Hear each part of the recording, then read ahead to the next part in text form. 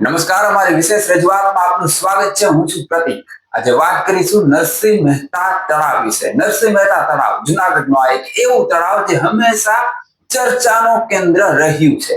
તળાવના બ્યુટિફિકેશન કામ શરૂથી લઈને જ્યારે સીએમ ભૂપેન્દ્ર પટેલ દ્વારા આ તળાવનું લોકાર્પણ કરવામાં આવ્યું ત્યાં સુધી હંમેશા આ તળાવ ચર્ચામાં રહ્યું છે.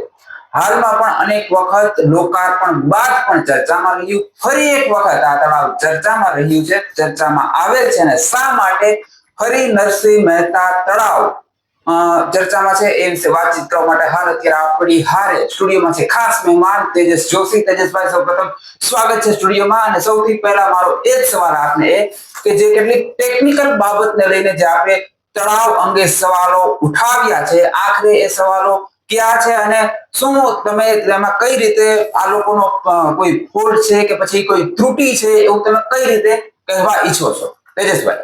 જય ગિરનારી.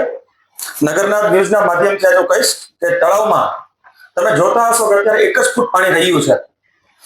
તળાવમાં જે એન્જિનિયરોએ સેવેજ પ્લાન્ટ મૂક્યો છે એ ગૂગલમાં મૂક્યો છે 8.2 mld. તમે ગૂગલમાં સર્ચ કરી શકશો.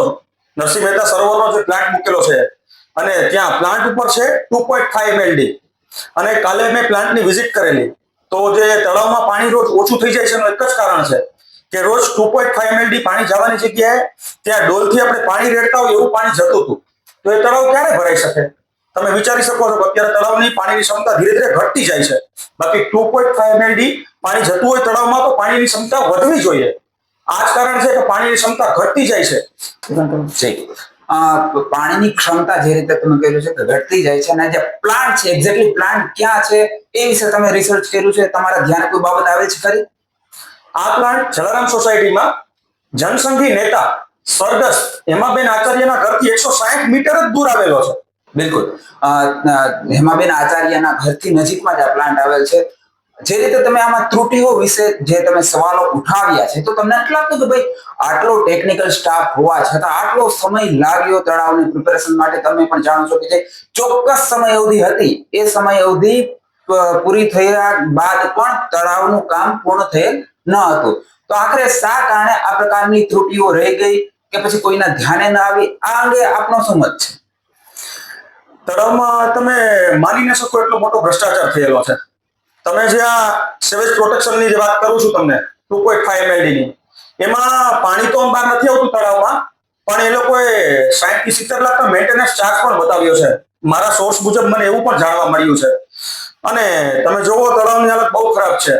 આના હિસાબે પાણી પૂરતું નથી તો કેટલા માછલીઓ, ઘણા બીજા જીવજંતુઓ પણ મરી પડે છે જાજા. બિલકુલ. અને જે આપ વાત કરી કે ભાઈ અનેક જીવોના મોત થઈ રહ્યા છે. નગરનારની ટીમની જો વાત કરીએ તો મેં પણ આ પર એક સ્પેશિયલ સ્ટોરી કરેલા છે.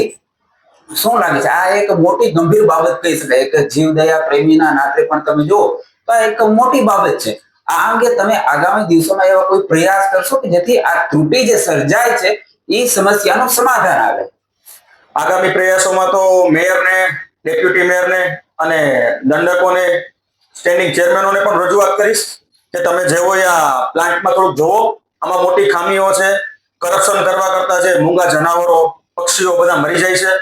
તો આના વિશે આપણે એક મુહિમ હલાવવી પડે કે તળાવમાં જે 2.5 mld પાણી નાખવાનું છે એ પાણી પડતું નથી, પાણી જાય છે કઈ જગ્યાએ? તો મારે એ જ કહેવું છે. તેજસભાઈ, આ પહેલા પણ તમે જુનાગઢના અનેક પ્રાણ પ્રશ્નોને લઈને અવાજ ઉઠાવ્યો છે. અવાજ ઉઠાવવો એક વાત હોય છે અને આપણે અવાજ ઉઠાવીએ અને એ સમસ્યાનું સમાધાન થાય એ પણ એટલું જરૂરી હોય છે. માનો છો કે જો સ્થાનિક સ્તરે આ સમસ્યાનું સમાધાન ન આવતું હોય તો પછી ઉચ્ચ સ્તરે પણ તમારા દ્વારા રજૂઆત કરવી જોઈએ કે પછી તમે હવે આગામી દિવસોમાં એ પ્રમાણે રજૂઆત કરશો? આગામી જો હવે પબ્લિક પણ કંટાળી ગઈ છે. તમે જોતા હશો ઘણા ટાઈમથી એવો લેવલ આવે છે કે આજે હું ઘણા ટાઈમથી વિરોધ કરતો આવું છું, પણ હવે તમે નવું જોયું છે કે આપણા ધારાસભ્ય શ્રી, અમારા વડીલ શ્રી સંજયભાઈ કોરડિયાએ પણ વિરોધ દર્શાવેલ છે આ બધી ખાડાઓની મેટરો વિશે. એમાં બી નવું જાણવા મળે છે. કાણે એક અમારા કોર્પોરેટર છે પ્રવીણભાઈ વાઘેલા, એમણે પણ વિરોધ દર્શાવેલો છે કે સોફ્ટવેરોમાં કૌભાંડ, ખાડાઓમાં કૌભાંડ. એક રોડ 7-7 વાર ખોદીને એક રોડ જેની કિંમત 60-70 લાખમાં બની જાય છે એ રોડ આજે 5.5 કરોડમાં બનેલો છે. આવા કૌભાંડો પણ આવતા જાય છે. તો આમાં તળાવમાં તો રોડ કોઈ તમે વિચારો શકો છો કે 60-70 લાખનું તો ખાલી એમને મેન્ટેનન્સ દેખાડે છે. તળાવની જે રીતે તમે વાત કરો છો, તળાવમાં પાર્કિંગના પ્રશ્નને લઈને પણ હાલમાં અનેક અવાજો ઉઠ્યા કે ભાઈ પાર્કિંગની યોગ્ય વ્યવસ્થા નથી. તળાવમાં જ જો બીજી વાત કરીએ તો જે નરસિંહ મહેતાની પ્રતિમા મધ્યમાં ત્યાં સ્થાપિત કરેલ છે તેની કિંમતને લઈને પણ અનેક સવાલો ઉઠ્યા. આ અંગે તમે શું કહેશો? જે પ્રતિકભાઈ, આ માટે તો મારા માટે બહુ ખાસ જવાબ છે. તળાવમાં સરકારશ્રીએ કે આપણા મોદીજીએ, સીએમ સરે 70 કરોડ રૂપિયા ફાળવેલા છે, છતાં પણ તળાવમાં વિકાસ શું? તો કે મીંડું ઝીરો. પાર્કિંગ તો કે ભૂલી નથી ગયા. એ કોઈ એક વ્યક્તિના કારણોસર બધું કહી દીધું કે હું જોઈ લઈશ, ભૂલી કોઈ નથી ગયું. તો આ જ મેટર છે કે તળાવમાં તમે બીજું જોયું છે, તળાવ એટલે કે ધોળો હાથી કહી શકીએ આપણે દેશી ભાષામાં. તળાવમાં તમે કદાચ વિચાર્યું હશે દર મહિને મેન્ટેનન્સ કેટલું આવે છે, વિચાર્યું હશે? એપ્રોક્સિમેટ 12 થી 14 લાખ ઓછામાં ઓછું દર મહિને મેન્ટેનન્સ છે. તળાવની આવી હાલત છે અને 70 કરોડ આપ્યા છતાં પણ આપણા અહીંના પદાધિકારીઓ એવું કહે છે કે હજી 10-20 કરોડ આપો તો તળાવને ડેવલપ કરીએ. સાહેબ, તમે તળાવને શું ડેવલપ કરશો?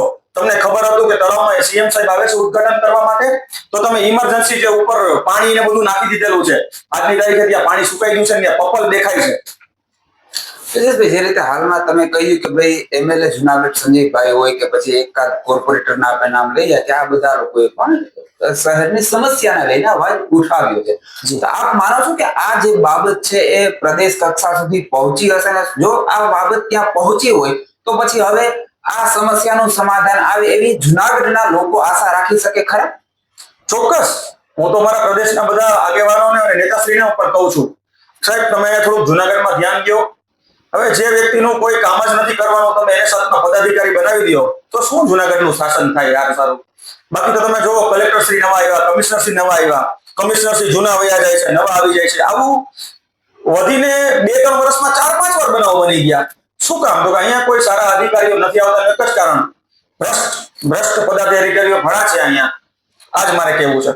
અચ્છા, અત્યારની જે વર્તમાન ટીમની વાત કરીએ, એક યંગ ટીમ છે, જ્યારે આ બધા લોકોએ તેમનો પદભાર ગ્રહણ કર્યો ત્યારે એક બધાને આશા હતી કે ભાઈ યંગ ટીમ છે, શહેરનો વિકાસ થાય. તમે અત્યાર સુધીના તેમના કાર્યકાળને કેવી રીતે જુઓ છો? સાહેબ, જે તમે કહી શકો છો બધી યંગ ટીમ આવેલી છે, પણ આપણા ગઢા લોકો કહેતા કે ગઢા ગાડા વાળે. તો યંગ ટીમ બનાવી છે, એમાં બહુ સારું નેતૃત્વ છે, પણ એમાં 2-3 કોઈ એલ્ડર પીપલ હોય ને તો જ આ બધા કામ થઈ શકે. તમે જોઈ શકો છો હમણાં ઘણા વ્યક્તિઓના બંગલા બને છે, એમાં કોઈ તમને ખબર હોય તો નવો કોઈ પણ પ્લોટ લ્યો એમાં બંગલો બનાવો તમારે માપ આગળ છોડવું પડે, 9 મીટર 3 મીટર એનું છોડવું પડે. અત્યારે ઘણા લોકોના મકાનના કામ આલે છે, કોઈ છોડ્યું નથી, તમે જોઈ શકો છો. એની જગ્યાએ કોઈ નાના માણસ મકાન બનાવે તો ત્યાં જેએમસી નો કોઈ પણ અધિકારી જઈ શકે છે કે કેમ આ બાંધકામ નથી કર્યું, બાંધકામ તોડાવે છે. આવા પ્રશ્નોને આવું સારું કામ થાય છે. તમે જોઈ શકો છો કરપ્શનમાં તો અત્યારે હું માનું છું સૌરાષ્ટ્રમાં જુનાગઢ ફર્સ્ટ નંબર ઉપર હશે. અચ્છા તેજસભાઈ, છેલ્લો સવાલ, જે રીતે આ ટેકનિકલી બાબતને લઈને તમે સામે આવ્યા, તળાવના એક મહત્વનો મુદ્દો કહી શકાય જે તમે બહાર લાવ્યા છો, હવે આ જે બાબતનું નિરાકરણ આવે તે માટે તમે કેવા પ્રયાસો અને કેટલી હદે પ્રયાસો કરશો? આ માટે અહીંયા કોઈ પદાધિકારી પાસે તો માન્ય નથી. તે માટે અમે એમએલએ ને એમપી ને એકવાર અમારી ટીમને લઈને મળશું અને પછી આનો કોઈ નિરાકરણ નહીં આવે તમે ડાયરેક્ટ સીએમ સરને પણ મળવા જશો કે સાહેબ હવે જુનાગઢની હાલત બહુ જ ખરાબ છે. આજે તો તમે પણ કહી દીધેલું છે કે જુનાગઢની હાલત બહુ ખરાબ છે, ખાડા હોય છે, ખુદ સીએમ સાહેબે ટકોર કરેલી છે, પણ અહીંના લોકોને કોઈ સમજણ જેવી સ્થિતિ છે જ નહીં, કારણ કે જે કોઈ કઈ કરેલું કામ છે જ નહીં. એમને બધું વારસાગત મળી ગયેલું એવું પણ ઘણું છે આમાં. શું જુનાગઢના લોકોએ આશા રાખી કે તેજસ જોશી આગામી દિવસોમાં પણ આ જ પ્રકારે લોકોના પ્રાણ પ્રશ્નો હશે એ ઉઠાવતા રહેશે? હું જુનાગઢની જનતાને અપીલ કરું છું કે હું હંમેશ તમારી સાથે ઉભો રહીશ અને કોઈ પણ પ્રશ્ન હોય તમે મને કોલ કરશો, હું આવીશ જ. હું ક્યારેય જુનાગઢની પબ્લિકને એકલી નહીં મૂકું. બસ એમને મારો વિશ્વાસ રાખ્યો છું, એમનો વિશ્વાસ નહીં તૂટવા દઉં. દરેક પ્રોબ્લેમમાં હું એની સાથે ઉભો રહીશ. તેજસભાઈ, આપ સ્ટુડિયોમાં આવ્યા, વાતચીત કરી, બધું ખૂબ ખૂબ આભાર. Thank you. આભાર.